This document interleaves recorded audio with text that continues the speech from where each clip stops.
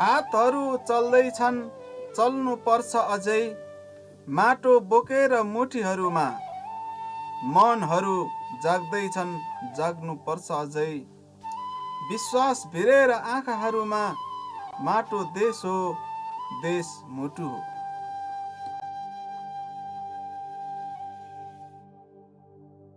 जहाँ ज्वाला आकाशिन्छ अस्तित्वको, भक्ति वा बलभद्रका नशाहरूमा।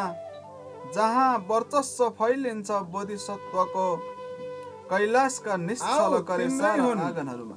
भन्ज्याङ अनि मैदानका चौतारी र बिसाउनीहरू, जहाँ देश पसिनाका घुट्कीहरूले थकाइ बिर्सदै गीतका भाकाहरूमा नयाँ टेक्नु पर्छ अब पैतालाले सम्भावनाका भिरहरूमा।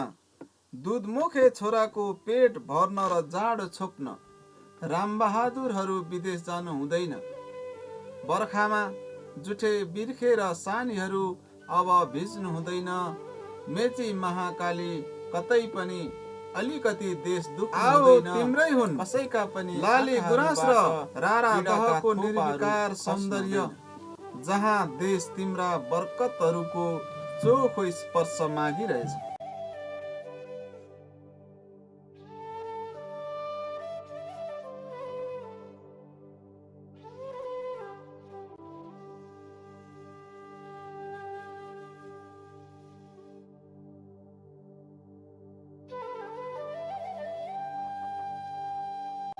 नमस्कार। कक्षा 8 को नेपाली किताबमा समावेश जीवनाथ धमालाद्वारा लिखित आह्वान कविता र आह्वान कविताको मुख्य भावलाई वाचन गर्न गइरहेको छु।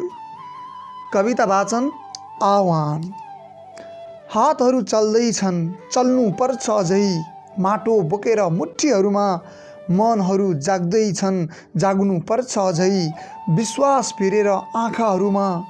माटो देश हो, देश मुटु हो, जहाँ ज्वाला आकाशिन्छ अस्तित्वको, भक्ति वा बलभद्रका नशाहरूमा।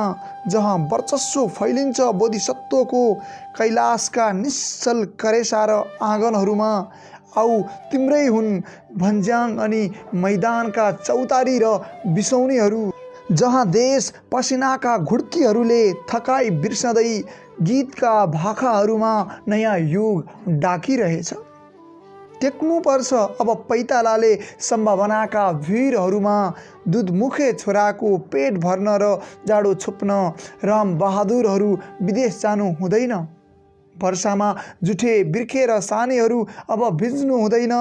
मेची महाकाली कतै पनि अलिकति देश दुख्नु हुँदैन। कसैका पनि आँखाहरूबाट पीडाका थोपाहरू खस्नु हुँदैन। आऊ तिम्रै हुन् लाली गुराँस र रारा दहको निर्विकार सौन्दर्य, जहाँ देश तिम्रा बरकतहरूको चोखो स्पर्श मागिरहेछ। अबको बेलामा बताउन गइरहेको छु आह्वान कविता पढेर हामीले के बुझ्ने त। आह्वान कविताको मुख्य भाव अथवा आह्वान कविताले भन्न खोजेको कुरा के हो त? उत्तर।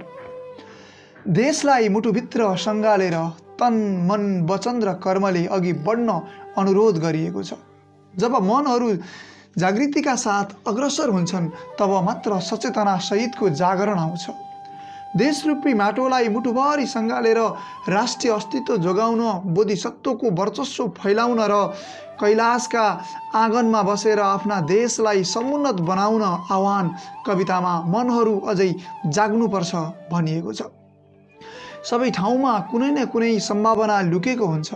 ती सम्भावनालाई नयाँ सोच र योजनाको रूप दिई त्यहाँ हामीले पाइला टेक्न आवश्यक हुन्छ।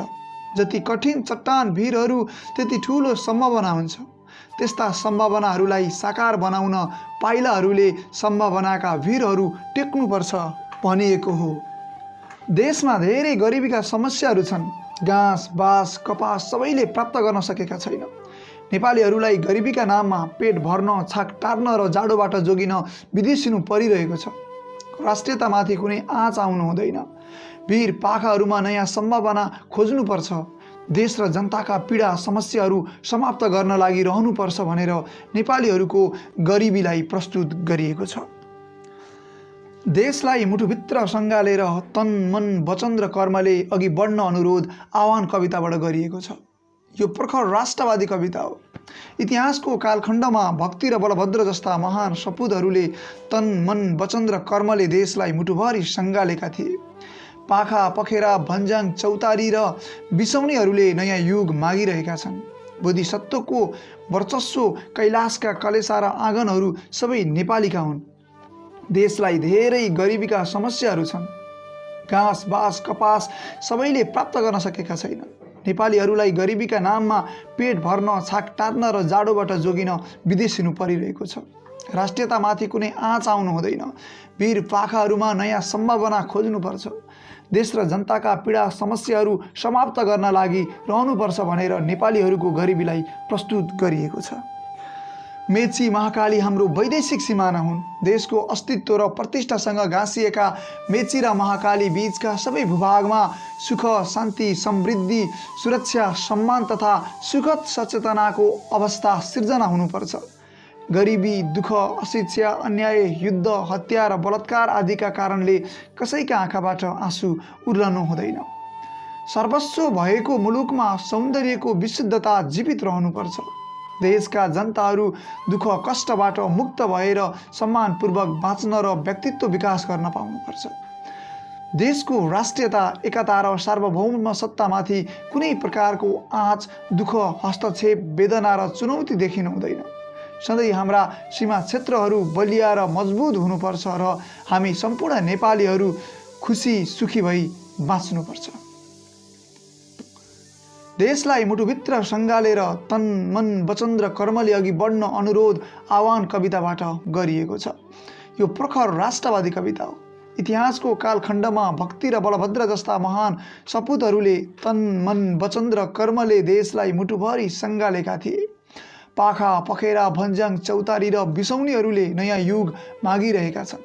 बोधिसत्वको वर्चस्व कैलाशका कलेसा र आँगनहरू सबै नेपालीका हुन्। देशमा धेरै गरिबीका समस्याहरू छन्। घाँस बाँस कपास सबैले प्राप्त गर्न सकेका छैनन्। नेपालीहरूलाई गरिबीका नाममा पेट भर्न छाक टार्न र जाडोबाट जोगिन विदेश हिँड्नु परिरहेको छ। राष्ट्रियतामाथि कुनै आँच आउनु हुँदैन। वीर पाखाहरूमा नयाँ सम्भावना खोज्नुपर्छ। देश र जनताका पीडाहरू समस्याहरू समाप्त गर्न लागि रहनुपर्छ भनेर नेपालीहरूको गरिबीलाई प्रस्तुत गरिएको छ। मेची महाकाली हाम्रो वैदेशिक सिमाना हुन्। देशको अस्तित्व र प्रतिष्ठासँग गाँसिएका मेची र महाकाली बीचका सबै भूभागमा सुख शान्ति समृद्धि सुरक्षा सम्मान तथा सुखद सचेतनाको अवस्था सिर्जना हुनुपर्छ। गरिबी दुःख अशिक्षा अन्याय युद्ध हत्या र बलात्कार आदिका कारण कसैका आँखाबाट आँसु उर्लनु हुँदैन। सर्वस्व भएको मुलुकमा सौन्दर्यको विशुद्धता जीवित रहनुपर्छ। देशका जनताहरू दुःख कष्टबाट मुक्त भएर सम्मानपूर्वक बाँच्न र व्यक्तित्व विकास गर्न पाउनुपर्छ।